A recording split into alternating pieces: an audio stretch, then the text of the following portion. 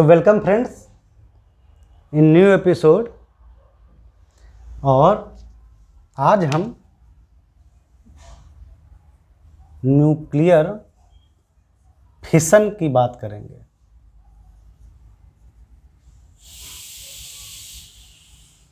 इसको हिंदी में बोलते हैं नाभिकीय विखंडन। तो आप समझ गए होंगे कि होने वाला क्या है। किसी नाभिक यानी किसी न्यूक्लियस का तोड़ फोड़ होगा, उसको टूटना पड़ेगा, किसी न्यूक्लियस को टूटना पड़ेगा आज।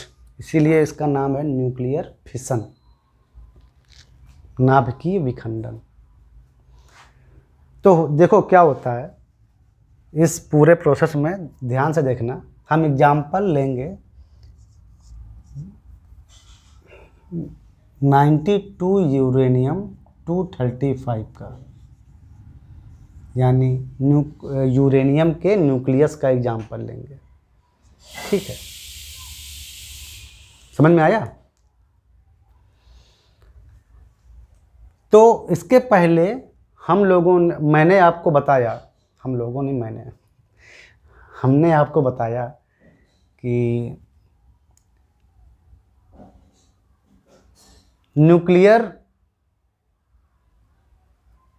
रिएक्शन में ये न्यूट्रॉन बहुत काम की चीज़ है, क्योंकि न्यूट्रॉन जो है वो न्यूक्लियस तक पहुंच जाता है बिना रिपल्सिव फोर्स को फील किए। ठीक है, आसानी से पहुंच अपनी बरकरार रखता है, क्योंकि न्यूक्लियस इस न्यूट्रॉन पर रिपल्सिव फोर्स नहीं लगाता। तो इसका हम फायदा उठाते हैं। अब न्यूक्लियर फिशन में क्या होता है बता रहे हैं। न्यूक्लियर फिशन में एक बहुत हैवी न्यूक्लाइड या हैवी न्यूक्लियस, जैसे 92 यूरेनियम 235, जिसमें 92 प्रोटॉन है और 143 न्यूट्रॉन है। ये काफ़ी हैवी न्यूक्ली है। आप इसको बाइंडिंग एनर्जी और पर न्यूक्लियन का जो ग्राफ था उसमें आप देख सकते हैं। इसकी बाइंडिंग एनर्जी नियरली 7.6 या 5 मिलियन, 6 लिख देता हूँ, मिलियन इलेक्ट्रॉन वोल्ट की एनर्जी मतलब के इक्विवेलेंट होती है पर न्यूक्लियन। इसकी binding energy per nucleon 7.6 million electron volt के रेंज में होती है। ये रेडियो एक्टिव एलिमेंट है। इसका मतलब कि इसका न्यूक्लियस जो है काफ़ी हैवी है और वो थोड़ा अनस्टेबल है। तो क्या करते हैं हम न्यूक्लियर एनर्जी इससे गेन करते हैं बाई न्यूक्लियर फिशन, यानी बाई विखंडन। इसके न्यूक्लियस का तोड़ फोड़ करके यानी इसको तोड़ के हम एनर्जी निकालते हैं। इसके न्यूक्लियस को हम तोड़ के एनर्जी निकालते हैं। ठीक है, तो उसके लिए क्या करते हैं, ध्यान देना। उसके लिए क्या करते हैं कि इसके न्यूक्लियस पर ये यूरेनियम 235 है, इसका न्यूक्लियस है, यूरेनियम 235 का ये न्यूक्लियस है, यानी उसका न्यूक्ली बोल लो। इस पर हम थर्मल न्यूट्रॉन की बमबारी करते हैं। थर्मल न्यूट्रॉन की बमबारी करते हैं। थर्मल न्यूट्रॉन इसके पहले चैप्टर में हम आपको बता चुके हैं, इसके पहले टॉपिक में बता चुके हैं, एपिसोड में। थर्मल न्यूट्रॉन और स्लो न्यूट्रॉन, उसकी हम इस पर बमबारी करते हैं।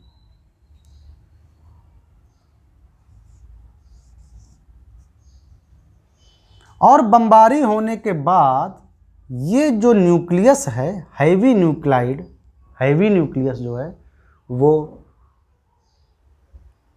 2 न्यूक्लाइड्स में टूट जाता है। वो नियरली 2 न्यूक्लाइड्स में टूट जाता है। समझ में आया?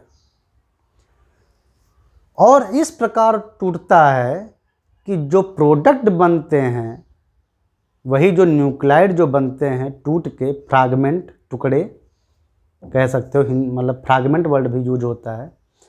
तो वो जो न्यूक्लाइड जो बनते हैं ना प्रोडक्ट में, वो ज़्यादा स्टेबल होते हैं, वो ज़्यादा स्टेबल होते हैं, उनकी बाइंडिंग एनर्जी ज़्यादा स्टेबल होती है, ज़्यादा होती है। जैसे अगर हम यहाँ पर बमबारी करते हैं तो हमको 2 प्रोडक्ट मान लो मिले, एक मिला बेरियम न्यूक्लाइड और दूसरा मिला हमको क्रिप्टॉन न्यूक्लाइड, और इससे हमको 3 न्यूट्रॉन्स और मिले।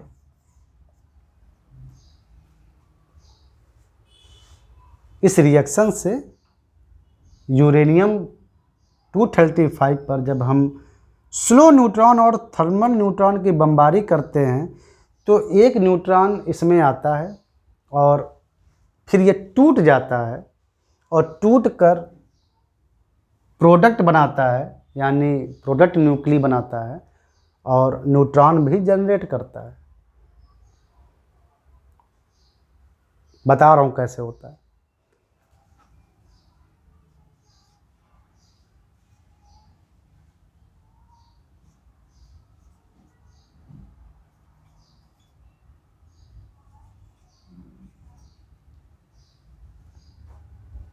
और प्लस एनर्जी क्यों एनर्जी रिलीज होती, क्यों? क्योंकि इसकी जो बाइंडिंग एनर्जी पर न्यूक्लियन है वो कम होती है और प्रोडक्ट की जो बाइंडिंग एनर्जी पर न्यूक्लियन है वो ज़्यादा होती है। मतलब मोर स्टेबल प्रोडक्ट्स बनेंगे। ये जो न्यूक्लाइड जो बनेंगे, ये न्यूक्लाइड बेरियम के और क्रिप्टॉन के जो न्यूक्लाइड बनेंगे वो ज़्यादा स्टेबल हैं, उनके न्यूक्लाइड ज़्यादा स्टेबल हैं, यानी बेरियम और क्रिप्टॉन के जो न्यूक्लाइड हैं उनकी बाइंडिंग एनर्जी पर न्यूक्लियन ज़्यादा है। इससे तो लेस स्टेबल न्यूक्लाइड से मोर स्टेबल न्यूक्लाइड बने हैं, तो इसका मतलब कि एक्सोथर्मिक रिएक्शन होगी। एक्सोथर्मिक रिएक्शन मतलब एनर्जी रिलीज होगी, यानी मास लॉस होगा या मास डिफेक्ट जो बोलते हो। और less stable to more stable nuclides, यानी एनर्जी रिलीज होगी, एक्सोथर्मिक रिएक्शन होगी, मास लॉस होगा, एक्सोथर्मिक रिएक्शन होगी, क्योंकि लेस स्टेबल न्यूक्लाइड से मोर स्टेबल न्यूक्लाइड बना है। Less binding energy per nucleon से more binding energy per nucleon product बने। तो जो एनर्जी रिलीज होगी आप उसको ऐसे भी लिख सकते हो, final binding energy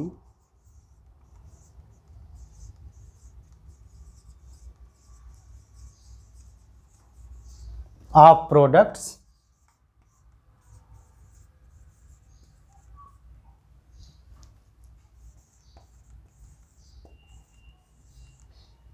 minus initial binding energy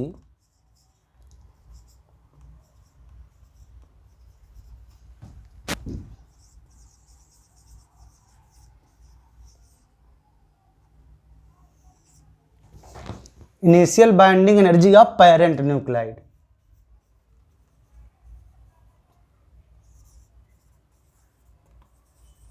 समझ में आया?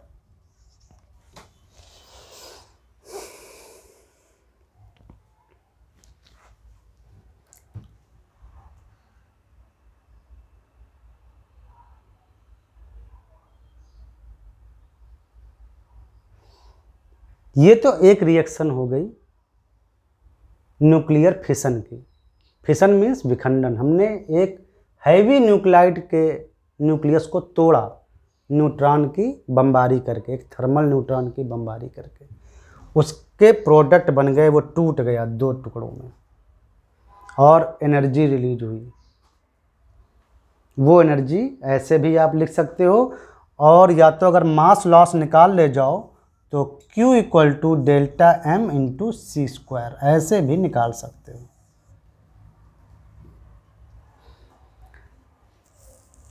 ये मत सोचना कि न्यूक्लियर यूरेनियम 235 पर थर्मल न्यूट्रॉन की बमबारी करके यही बनता है, बेरियम और क्रिप्टॉन ही बनेंगे, ऐसा नहीं है।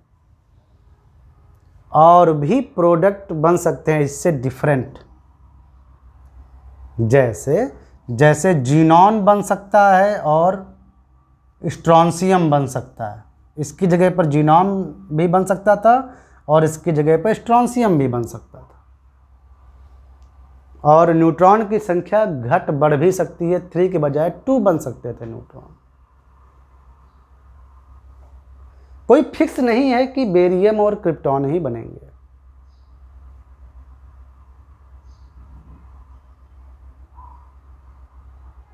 लेकिन जो भी बनेंगे उनकी बाइंडिंग एनर्जी पर न्यूक्लियन ज़्यादा रहेगी, वो स्टेबल बनेंगे, इससे पेरेंट से ज़्यादा स्टेबल बनेंगे और एनर्जी रिलीज करेंगे।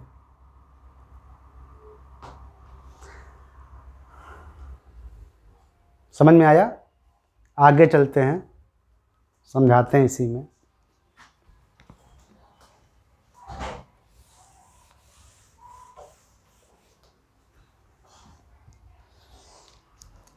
क्या है कि बहुत बार एक्सपेरिमेंट किए गए 92 यूरेनियम 235 के न्यूक्लियस पर न्यूट्रॉन की बमबारी करके बहुत बार एक्सपेरिमेंट किए गए, यानी इनको बहुत बार तोड़ा गया लैब में। तो मैंने बोला ना कि ज़रूरी नहीं है कि बेरियम और क्रिप्टॉन बने, डिफरेंट प्रोडक्ट भी बन सकते हैं, डिफरेंट न्यूक्लाइड भी बन सकते हैं। लेकिन इसमें एक चीज़ ऑब्जर्व की गई, एक फंडामेंटल ऑब्जर्वेशन मिला। क्या?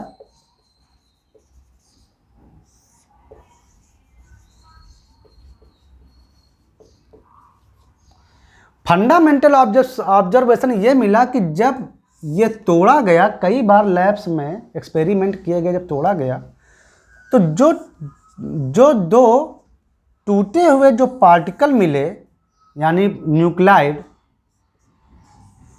जो दो टूटे हुए जो न्यूक्लाइड मिले, प्रोडक्ट न्यूक्लाइड बड़े बड़े, उनमें से एक का मास नंबर करीब 95 के अराउंड आता है और एक का मास करीब 140 के अराउंड आता है। ऐसा देखा गया कि मतलब इस रेंज में आता है। ज़रूरी नहीं कि 95 है, मतलब 90 से लेकर 98 तक कह सकते हो, मतलब इसी रेंज में आता है। और यहाँ आप ऐसे भी बोल सकते हो कि 138 से लेकर 142 ऐसे मास नंबर। मतलब आज तक ये चीज़ समझ में नहीं आई कि ऐसा क्यों होता है आखिर। मैक्सिमम केस में जो न्यूक्लाइड जो टूटते हैं, मतलब जो ये न्यूक्लाइड टूट के जो दो न्यूक्लाइड जो बनते हैं, आखिर उनका मास नंबर, जैसे यहाँ बेरियम का देखो मास नंबर 141, अगर जीनॉन बनता तो मास नंबर 139, 92 स्ट्रॉन्सियम का 95, मतलब न्यूक्लाइड जो भी बनते हैं ना, उनकी जो रेंज है लगभग यही रहती। एक बड़ा बनेगा और एक छोटा बनेगा न्यूक्लाइड, जिसका मास नंबर छोटा होगा, एक का बड़ा होगा। और एक की मास नंबर रेंज करीब ये रहती है, दूसरे की मास रेंज करीब ये रहती है। मतलब 95 और 140 के अराउंड एवरेज जो वेरी कर सकती है। इन्हीं रेंज में से टुकड़े होते हैं यूरेनियम न्यूक्लियस के। समझ में आया?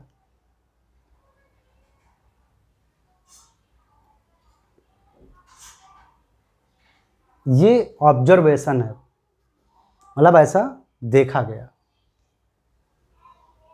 समझ में आया कि नहीं आया? ऐसा देखा गया कि ऐसा होता है।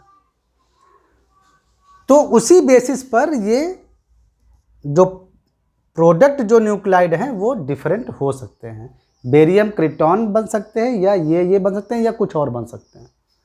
लेकिन रेंज वही रहेगी एटॉमिक मास नंबर की। जो प्रोडक्ट बनेंगे उनके मास नंबर की रेंज यही रहेगी। तो ये तो एक बहुत मतलब फंडामेंटल डिस्कशन हुआ।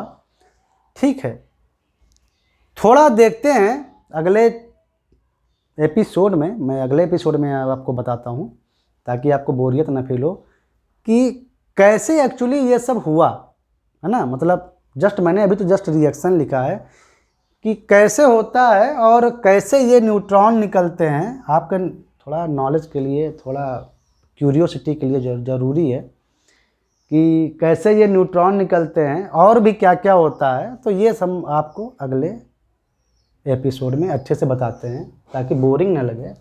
ठीक है, आई थिंक इतना जो हमने अभी बताया फंडा वो आपको क्लियर हो गया होगा। मिलते हैं नेक्स्ट एपिसोड में।